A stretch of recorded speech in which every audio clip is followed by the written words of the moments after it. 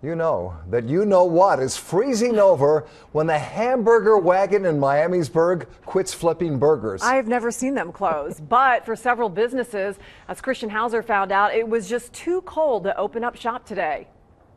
Jack Sperry doesn't get many days off, and today was no different. If we can get the wagon out, typically through the snow across the street to Market Square where it generally sits, we'll be open. But his famous hamburger stand was not open for business. Sperry decided to give his workers a break when he saw how cold it was. Teresa White has a front row view to the lines that form at the hamburger stand from her children's boutique, Luna Blues. Sometimes the line is just lined up out there, sometimes around the building. There's not parking to be found out there.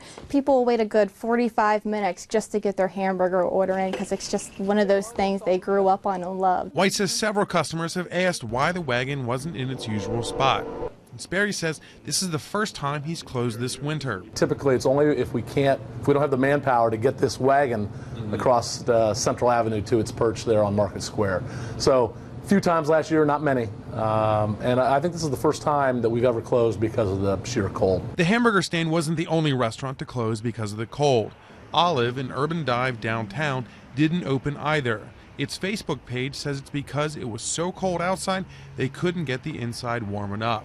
But it does go on to say they hope to warm up and be open tomorrow. And in West Carrollton, the car hops weren't hopping at Sonic. They say they only had about 8 cars parked for service during the lunch rush.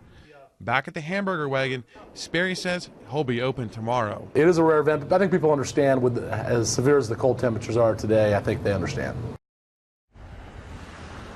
Guys, and this is where the wagon usually is. It's at the Market Square here in Miamisburg. And when talking to Sperry today, he said, seeing how that sun came out a little bit later on in the afternoon, he wishes he'd actually opened up, but he will be open tomorrow. Reporting live in Miamisburg, Christian Hauser, ABC 22 News.